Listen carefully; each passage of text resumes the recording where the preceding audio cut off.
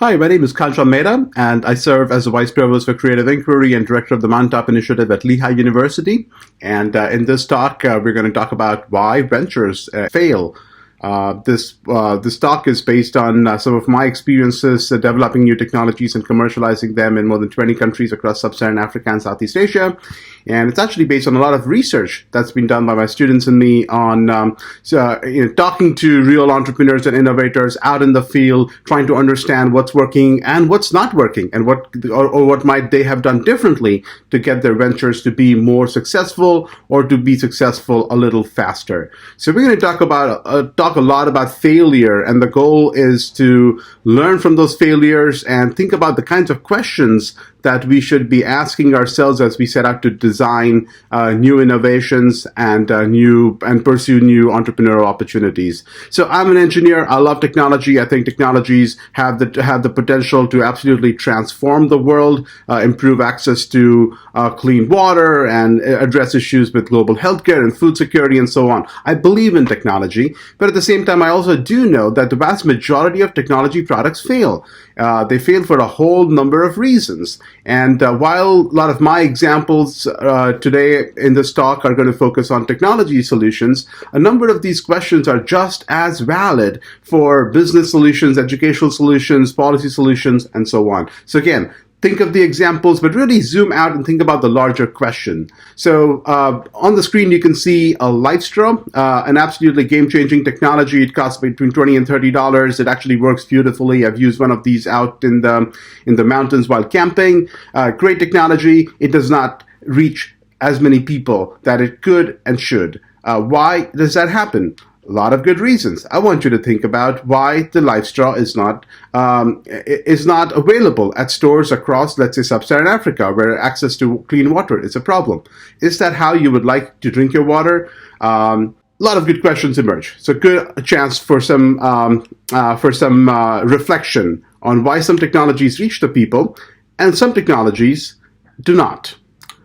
The D-Light that came out of Stanford is just one of more than 100 different solar lantern designs that is absolutely available across small markets in low and middle income countries. I've seen these being sold in large marketplaces, in gas stations, by vendors going door to door. Real game changer. Why is that? Why do some technologies work, some don't? So let's go through a bunch of questions, and then let's look at some formal studies on why technologies fail. So what you're looking at here is a solar food desiccator. Why do we need one of these? Because 30 to 60% of the food grown in the world is wasted because there is no way to get it to a shelf-stable form. So in comes a solar food desiccator. If you can dry your food, can your food, tin your food, you can extend the shelf life and have food available during the hunger months. This thing is a beautiful technology. It works, but it costs more than $5,000. And the question is, how many entrepreneurs, how many farmers can afford a $5,000 solar food dryer, no matter how well it works, if there isn't a clear business model to make up for that money? So the most important reason is your solution affordable? Is there a business model? So some of you might be familiar with the play pump. It's a textbook example of a bad venture. The technology is pretty simple. It's like a pump connected to this playground thing, and when the kids are playing on this thing, it's pumping water from point A to point B. Point B in this case is the tank, and so instead of somebody manually pumping water, the kids play, and you get the water up to the tank. Sounds great in principle, but this thing costs $1,000. How many schools can afford to have one of these things in their backyard? It's a mechanical system. It requires maintenance. Who's going to maintain the system? When the kids get tired of playing on the play pump, who is going to play it? Probably the women, right? Most importantly, what is a business model? How are people going to pay for this? How are schools going to pay for this? And in this case, one of the ideas was that you would have advertising on the tank. But in rural areas, there are only so many advertisers that are interested in doing that, and one of the reasons the ventures fell apart. So is there a clear business model for your venture? Is your product desirable? So actually I had a team that worked on $100 solar food desiccator, and we actually made it work. And we went back to the 30, 40 farmers that we had consulted with earlier, and we said, look, here it is. It works, and now you can use it to dry your food product, and you can make more money doing that. And they said, well, that sounds wonderful, and yes, we would like to make some more money, but we are farmers. Drying and doing all that stuff is somebody else's job. It's not our job. So this is not something we would actually practically do. So is your product desirable? Does it meet every need? I'm sure you've seen one of these before. It's a parabolic reflector. It's a food cooker, and you can put your food in that black pot, and over the course of the day, you would have your cooked meal without burning any biomass, right? So in principle, sounds great. It's using solar energy instead of using biomass. Reduce contribution to climate change. All good stuff. What are the issues? Well, how much does this thing cost? $300, $400? Even if it's $100, how many people are willing to pay for it? Our food, the texture of our food, that's such an important part of our culture. You know, I can imagine making rice in this, but I can't imagine how I would make my pizza in this, or how I would have my stir-fried tofu and broccoli made in this doohickey.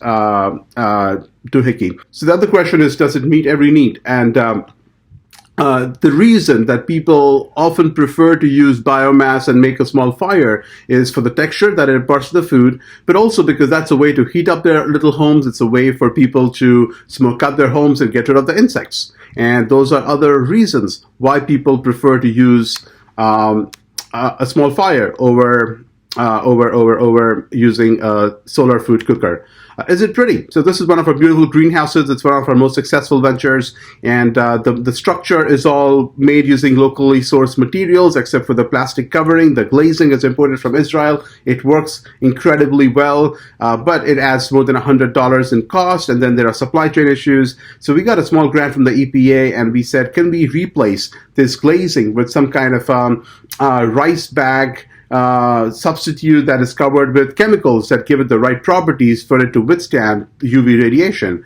And the answer is yes. We actually found a way to do that, and we went back to the farmers and said, look, here's a way we can bring down the cost of the greenhouse by almost $100. And they said, yeah, we would love to save $100, but we want our greenhouse to look just as nice as what our neighbors have. And that aspect of aspiration was so important to them that they were willing to pay more for it, right? So when you have less, you're going to be more thoughtful about how you're going to spend that money. And aspiration and keeping up with the Joneses, you know, keeping up with what your neighbors have, that plays a significant role in how your customers make decisions. Next question: who's going to manufacture it? So this is a very successful product made by Kickstart, which is a for-profit that works. That's a non-profit that works like a for-profit. They make Moneymaker and Super Moneymaker pumps. These are treadle pumps that pump water from point A to point B. Absolute game changer in Kenya, several other countries, and it's manufactured in China. And so they had to change the design so that they could pack more of these into a container and reduce their overhead costs. But who's going to manufacture your product? And again, something you should think about ahead of time and not at the last moment. Sometimes manufacturing locally can sound great in principle, but doing so can increase the cost of your product to a point where your customers cannot afford it anymore. Will your product hurt the environment? Do the ends justify the means? We know that over time, as people accrue more wealth, they actually make eco-friendly decisions. But is the journey to get there worth it if it harms the environment? Is it socially acceptable? Something else we can talk about for a long time. So again, this is a treadle pump. It's like a Stairmaster. When women are working on it, they're pumping water from point A to point B. And so the narrative goes that instead of walking 3-4 hours to get to the water, now they can work on this thing for 45 minutes, and they have the water right there, and they can use that time to spend more time with their family, or, well, do other chores. Sounds great. It's been very successful in many parts of the world, but it has absolutely failed in other parts. And why is that? A number of reasons. Sometimes when the women are walking with their friends to the place where the water is, that's their happy hour. That's where they're catching up and they're gossiping with their friends. And now we are depriving them of that really important part of the day. Sometimes when the women are working on it, the sway of their hips is considered provocative. And so some men are happy about it. I'm sure there are others who are not happy about it. But in the end, it gets bundled up. Or in some places like Bangladesh, they build a little enclosure around the treadle pump to give women some privacy. Sometimes when the women get to the place where the water is, that's where the men are waiting for them. That's how the courtship procedure works. And if they stop going to the water and they start using the treadle pumps, then the men are going to be left waiting. And well, guess what? They don't like that. Maybe the women don't either. But the point is that you have to understand, how does your product align with the cultural mores of your marketplace, of your customers and the communities they live in, with the understanding that culture is not static. Culture ebbs and flows and evolves, and so it's totally fine to push the culture. But how willing and how open is that culture to accept, and that market to accept, new products that challenge their ways of thinking and doing and being? Something to think about, something to work on. How will your product reach the people? Another huge challenge. You can have a product that is incredibly successful, that makes that creates a lot of value for your customers. Like our greenhouses are game changers. More than 90% of the time, they recover their capital in 6 to 9 months. But the question is, how do you get your product to your customers? These are places where there is no Amazon Prime and there is no Walmart, and you have to think about, what does that supply chain look like? What does that last mile distribution challenge look like? And most importantly, will your product scale? You can design a solution for 10, 100,000 people, but if you really want it to scale and reach millions of customers, scale cannot be an afterthought. That's something you have to think about from day one. So our mantra is that you start small, think big, grow fast. Start small, think big, grow fast. Keep learning, keep pivoting, and at some point you will scale. But keep that aspiration in mind from day one. So those are some of the reasons, why we've seen a lot of ventures fail. And now I'm going to quickly share some formal results from a study that we did a few years back, where we studied food value chains. That is a journey that food takes from production to processing to storage to marketing to distribution to consumption. Right? And across these food chains, there are all kinds of products and services that play a role, that help improve production, that improve processing, that make consumption easier, more nutritional, and so on. So we over a 3-year period, we studied 120 different projects that were related to agriculture, which I would argue has a very strong green component across the board, right? So everything I'm going to talk about for the next few minutes is relevant to green entrepreneurs. So we spoke to 120 different ag-tech ventures. We spoke to 500 other actors across food value chains. We spoke to more than 25 experts, and we essentially identified projects across the entire venture life cycle that goes from an idea to a pilot to a launch of the product at some point, and to maturity, where you have a stable market, at which point you reinvent yourself or you go obsolete, right? So you have this design space that is from the idea to the launch of the venture, the implementation phase that goes from the launch of the venture to reaching that maturity, to reaching that steady state, and then the maturity is beyond that steady state. And we try to identify some of the common failure modes in the design, implementation, and maturity phase of the venture. And here's what we found. We found more than 26 different families, 26 different kinds of reasons, sets of issues why ventures fail. So one of the most common ones in the design phase was failure to meet a need. A large number of ventures failed because they did not meet a real need. That's where the entrepreneurs thought that they were solving this huge problem, but the customers did not care. They didn't see that as a need. They didn't want to spend any money or some other form of equity to address a need because it wasn't a real need. Or their product was not manufacturable, or because of designer limitations where the innovators did not really understand and didn't do their due diligence on what the customers really need, or were not able to develop a product that would meet those needs. Or usability, where the product was just too complex, where the customers couldn't figure out how to use it, and they said, you know what, we're not going to worry about this. Or the product was too complex, or it did not align with the culture, or it did not align with the context. What's the difference between culture and context? Well, context is a superset of the culture. It also includes things like supply chains, like access, like topography. So if you're trying to develop this agricultural technology and you're assuming that the land is going to be flat, but if you're in a really hilly place, guess what? Your innovation might not work, right? So these are some of the reasons why ventures fail in the design phase.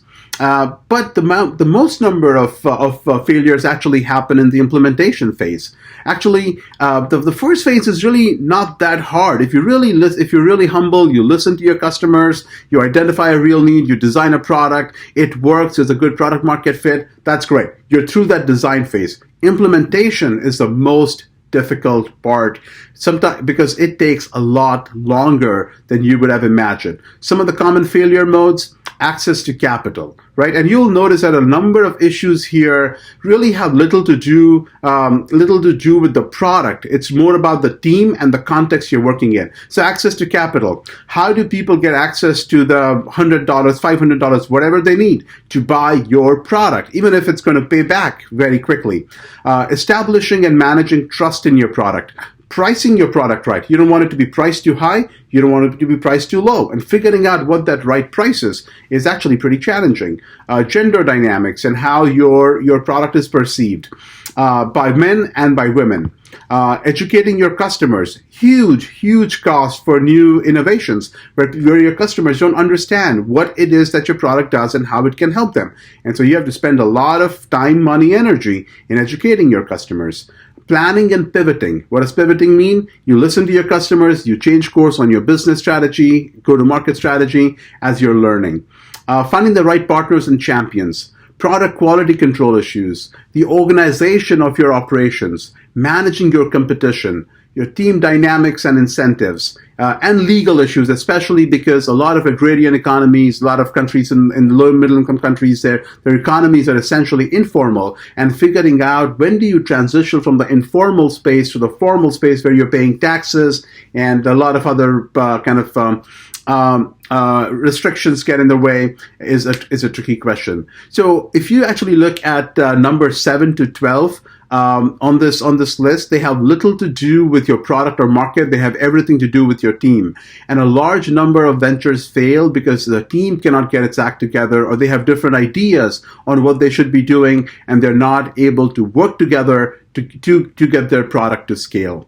And finally, if you get through those stages, you have a steady market, you're in this mature stage, you're selling your product, service on a regular basis. What are some of the failure modes that happen there? Managing all the different stakeholders and making sure that they stay part of your team, especially if your product is successful, there'll be a lot of copycats, there'll be a lot of competition. And how do you kind of keep all your ducks in a row becomes a challenge. Continual marketing of your product. Management issues, legal issues, standardizing the concept of operations, really tricky one, right? So what does that mean? Let's say there are 35,000 Subway restaurants all around the world. They all work exactly the same way with a similar or almost similar concept of operations in terms of when you go there, they run you through all these different steps. You get your sandwich and you walk out. If you have a service, how do you ensure that the concept of operations is standardized across all these different places where that service is accessible? And this is just as relevant to the product, right? So standardizing that can be pretty expensive. And if you spend too much money on standardizing it, it means that the price point goes up and your customers are no longer able to afford your product. Continued innovation and managing supply chains. So some of the reasons why ventures fail in the maturity phase. So what does that mean? Let's start zooming out and getting some concrete takeaways from this. The first is that when we talk about sustainable and scalable solutions, you want the solution to be technologically appropriate, environmentally benign, culturally acceptable, and economically sustainable. And all 4 aspects are just as important, right? Second, I often talk to entrepreneurs and they say, well, we're going to go into a community and we are going to look at and we're going to ask them what problems they have, and then we're going to solve those problems. And I'm like, I just don't get that. Yes, you want to talk to communities, you want to understand where they are, what resources they have, what assets they have, but how about taking a different approach? Every community is going to tell you that they have a healthcare problem, they don't have jobs, there's unemployment. You're going to see a lot of the same kinds of things. So let's pivot a little, and instead of thinking about what the problem is, let's start thinking about what is the problem for which we can design and deliver a sustainable solution. In other words, let's think about opportunities for reaching this higher sustainable equilibrium. And this is something we talked about when we talked about verification and validation, right? So let's focus on problems for which we can actually deliver the solutions, and we can see a clear pathway on how we might do so. Second, let's think about value creation again, right? So drying tomatoes. These tomatoes, tons of them are going to go waste, and if you can dry them, you can extend the shelf life by a year. That is creating value because people can eat those tomatoes or eat the fish or eat the bananas in the off season, right? So that is when you create value. How do you do that? Maybe you're doing that with your product. Let's say it's a solar food dryer. But the solar dryer by itself is not going to dry tomatoes. There are a bunch of things that need to happen before it goes to the solar dryer, like you might want to slice it, put in a sulfur bath to retain its color and texture, and then post-processing, you might want to package it, label it, get it in the marketplace, and that might make money for somebody. So, what's the point? You don't design just a solar dryer, you need to design that entire ensemble of everything you need to create value. The smallest unit of value creation is not that solar dryer. It is this whole process. And when that process is repeated over and over and over again, that is when you're making a little bit of money and more money and more money, and you're being a successful entrepreneur, right? So think about the entire ensemble that you need to create value and make your venture work. Let's go back to this visual of the typical venture life cycle. You know, that journey from idea to launch, and we've talked about this before, but ideas are worthless, right? So don't get too caught up in your ideas. Start thinking about the opportunities, work on those ideas, develop the prototypes, pilot test them, meet a real need. At some point you will launch your venture. But then that journey from launching the venture to reaching steady state, in this visual it looks like this beautiful straight line. That's not how it works in the real world. That line does not look like that. It looks like that. You have to keep learning. You have to keep pivoting.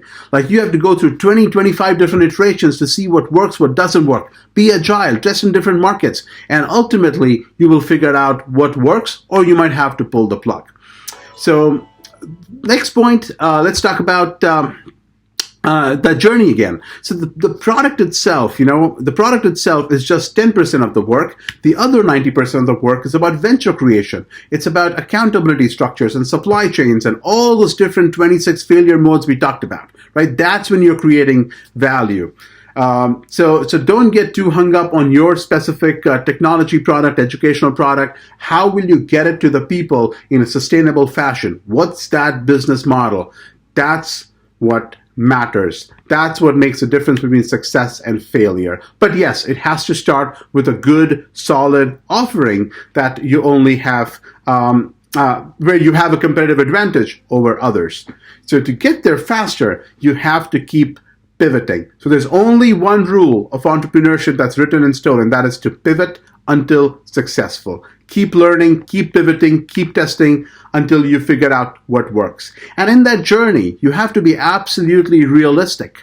And, a lot of people, a lot of entrepreneurs fail because they believe that their customers are going to change their way of life and just embrace your product. And they're very disappointed when that does not happen. But that status quo is what you're always competing with. Right? So never assume or never think that you have no competition, because your customers can always do nothing. They can always do what they've always done.